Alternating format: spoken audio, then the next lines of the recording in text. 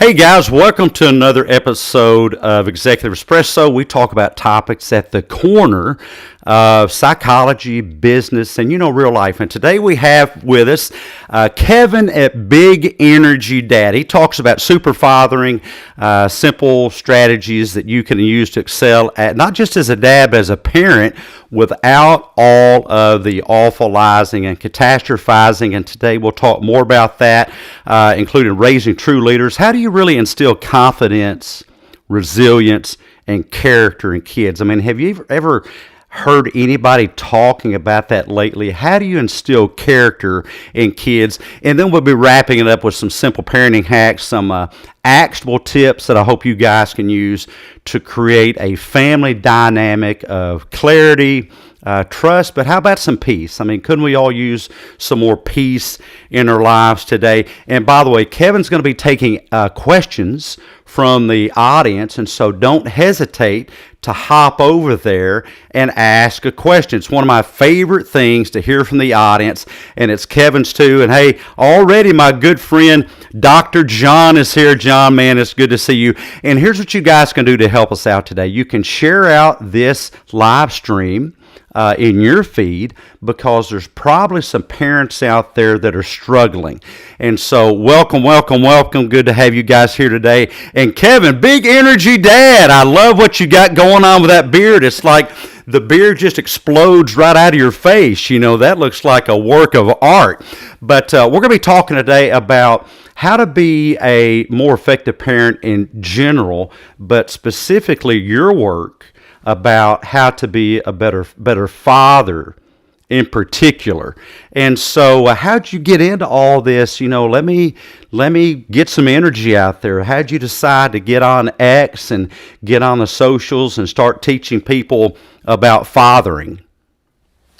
Well, first of all, I want to say thanks for having me on here. It's pretty cool to be able to spread my version of my message about fatherhood. And how I got onto X with this was I don't know, man. Like having my son, he's 19 months old, and it really changed who I was as a man for the better. And I don't know. I see a lot of stuff kind of hindering who we can be as dads today, and a lot of that is, I think it comes down to the electronics and the technology.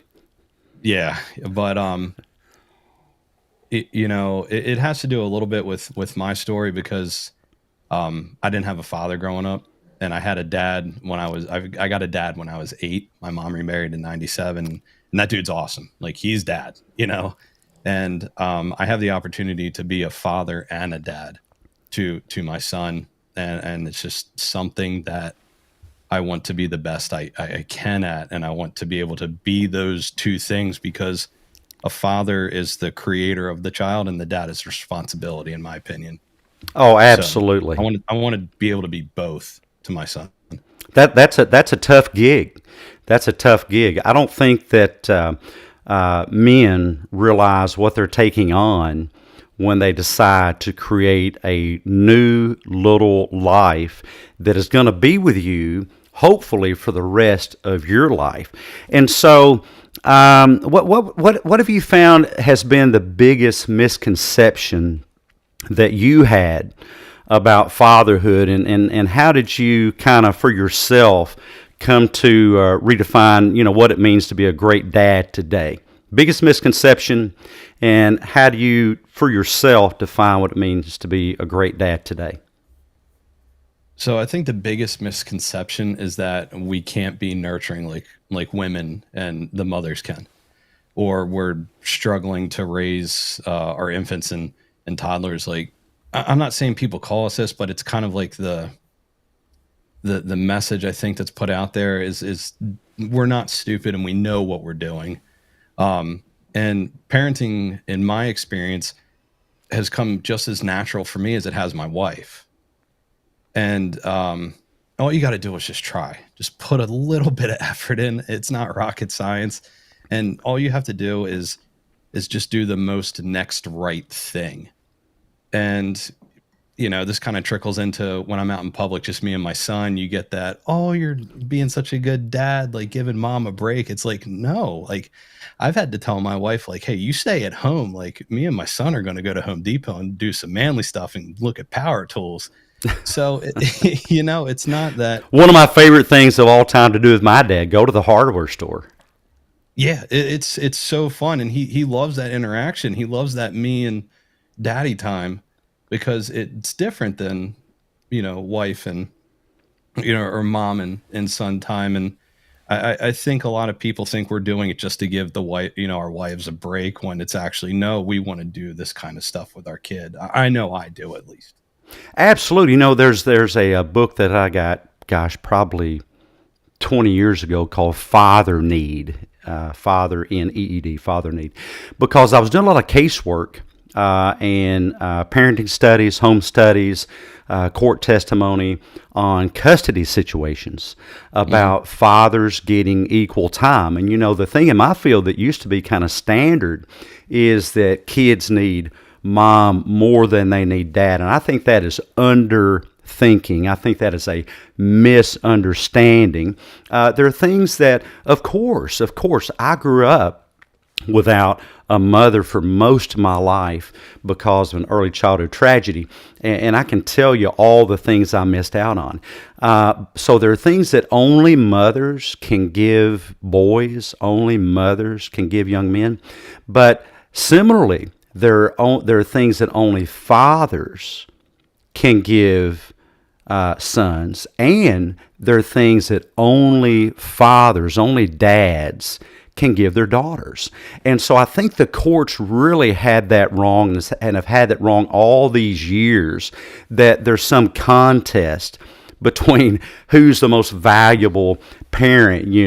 It's almost like asking, which is more important, your left arm or your right arm. What's more important, your arms or your legs? What's more important, different parts of the body. And it's really a synergistic union is what it's supposed to be. And and of course this gets more difficult if you're in a two family or two household, but it's still doable. Even if for some reason mom and dad aren't together, you can still join together and be excellent co-parents, because the priority should not be the parent getting their way.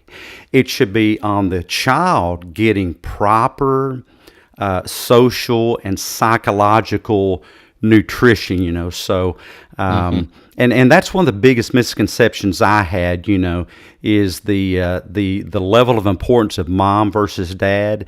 And my son would testify and say, "Oh no, I mean, he couldn't choose. It's not like you can just flip a coin, But how do you balance raising independent kids? Because this has been a struggle with me. My son is a very intelligent kid. Goodness, he's just turned 25. He's now in med school.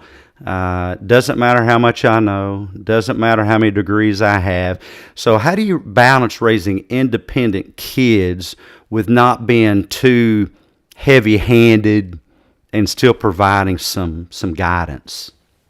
Before I get to this question, I didn't get to answer the part B of the redefining fatherhood of what you asked, so I apologize. So going back to that real quick, I don't think there needs to be a redefinition of fatherhood, because by nature, men are leaders, we're protectors, we're providers. But where I think it shifted a little bit is post the Christmas Story movie era, where dads just worked, came home, ate dinner because mom had it prepared on the table, and we sat down on the couch and watched TV. I think a lot more dads are involved or want to be involved, and you see more of it through our social media and stuff like that. People are not afraid to share that they're involved with their kids, and I think it's a wonderful thing. I really do, because I think that keeps the house from splitting and being broken. And like you said, co-parenting can be successful and the kids can thrive in that environment, but it takes two people to tango when it comes to parenting. And I think a lot of the shift is moving towards dads being more involved. And I obviously love seeing it because, like I said, I came from a period when I was growing up, where I didn't have a involved father until I got my dad when I was 9 years old. But moving on to the next question, I don't want to speak out of pocket or like out of inexperience here, because I just have a toddler. But the way that I lead independence in him growing up comes from, I'm going to say this and it's going to be kind of funny, but I'll explain it. We let our toddler do what he wants, but that doesn't mean he runs the household. You know what I'm saying? If he wants to play with his blocks, we let him play. If he wants to read his books, he reads his books. We constantly have something educational going on. And I credit my wife to this a lot. My wife has done so much more research than I have on all this stuff, and she shares it with me. And I've learned more with her, doing that. But, I think the helicopter parenting thing can cause harm. And I think the micromanaging can cause harm because it doesn't allow our young kids to learn cause and effect. It doesn't allow them to be able to solve problems by analyzing, hey, what's going to happen if I do this? One funny instance, my son walked over to a plant and he saw there was dirt on the ground, and I saw him pick it up and put it towards his face. And I was like, all right, brother, if you want to eat it, go ahead. And he did, and he hated it, and he cried, and guess what? He hasn't done since. But, I love watching him grow, and I love just standing back from a distance and seeing like, hey, what's this going to do if I stack this block here? What is this going to do if I can't fit this puzzle piece here? He's 19 months old, and he knows all of his ABCs and can count to 10 already. Wow, because that's I think amazing. We've allowed him to do that on his own, while also going in and saying, no, F comes, before G, not after Z type thing. But yeah, I think the helicopter parenting and the micromanaging is very hindering. And I think allowing our kids to kind of learn on their own while guiding them in a proper manner is super beneficial. And Yeah, that's how I think that'll foster his independence as he grows up, because he'll be able to know that mom and dad aren't going to tell him, no, you cannot learn that. Find what you want to do, and roll with it. Well, yeah, it's a parent's job is you can't learn for your kids. You're there to be an active participant in their learning. And kids are, just by engineering, curious, and they like to explore, but that's how they learn. And so, if you look at us guys here and all you people listening, our brains have really, really slowed down on the production of new brain cells. Now, you're still producing them, but it's kind of in an ebb and flow. Man, kids have an explosion of brain cells being born every second. So what are we going to do with those? How are we going to teach them to use it properly? And so, to your point, we have to give kids the opportunity to realize that it's okay to have a boo-boo. It's okay to fall down. You can get back up. No, getting back up doesn't make the pain go away, but it does get you to the next step. And so, yeah, great wisdom there. So we're about to wrap it up. We only have about 3 minutes to go here and several more questions. And if you guys have questions, put them in the chat there. And I see that the yoga says, children don't do what you say, they do what you do. They copy and simulate your habits. Oh my goodness, I teach that all the time. That is such very, very timely wisdom there. And the way I look at it, since we're here toward the bottom of the live stream, I'll leave you guys with this before I move to the next point, is I tell dads all the time that we should be able to tell our kids life is a minefield. If you're not careful, you'll blow your life up. But lucky for you, you have me as your parent, me as your dad. You can walk where I walk. You can step where I step. And you'll live a wonderfully healthy life. Now, I hope that there may be a bit of conviction going on, because I look at myself and I ask myself, oh, wait. Can I recommend to my son in good faith that he take that step? Well, if not, then I need to engage in some repentance and choose a different step. If my son cannot pattern his life in the way that I live mine, then I need to learn to live a different life. We're going to get to these rapid fire questions, here in just a moment, some high octane advice from our guest today. But one last question. What do you think is one or has been one defining moment in your journey as a dad that really changed your approach to being a dad? It was my wife's postpartum depression. I didn't take her seriously, and I thought she was exaggerating her struggles, and it led her to a 10-day inpatient clinic. But from that moment on, I swore I'd be a more empathetic husband, which trickles into how I listen to my son as he's growing, and to support my family to the maximum extent possible.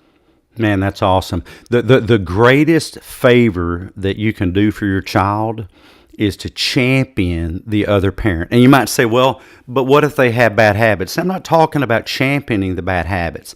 I'm talking about being the greatest supporter of them as your child's parent. And that's whether you're together or not.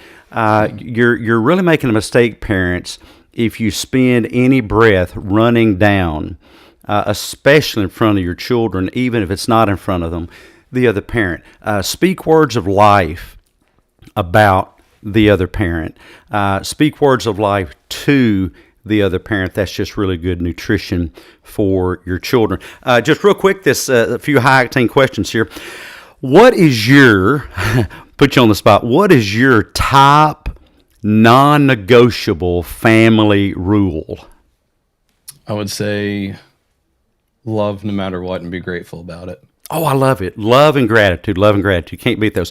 What's the best parenting advice? The best parenting advice you yourself has ever received? You'll never be fully ready, and you'll never know anything. So stop delaying it and have kids. Yeah, you're never going to figure it out. Figuring out comes after the baby showers and after the hospital staff has gone away. I remember walking into our kitchen door with our newborn, and the first thing I noticed, no one came home with us. No doctors came home with us, no nurses. I looked around and thought, well, crap, at the hospital, you kind of think all this crowd of people is going to come home with you, but man, it's just you. But you do figure it out, and you pour your life into it, and you figure it out. One last question. If you could describe your own parenting style, maybe in one word, maybe two, what would it be? Involved. Oh my gosh, I love that. You guys go out there and get involved. And where can folks find you? You have my handle on the screen at Big. There you go. Dad. I'm only on X and not on any other thing. So go there if you want to find some unapologetic experiences on fatherhood and how to be a leader in your family. Awesome. We're grateful for the work that you do. Man, keep up the great work. Take care of that little one. One of my realizations is I had no idea just how having my son would really change my life.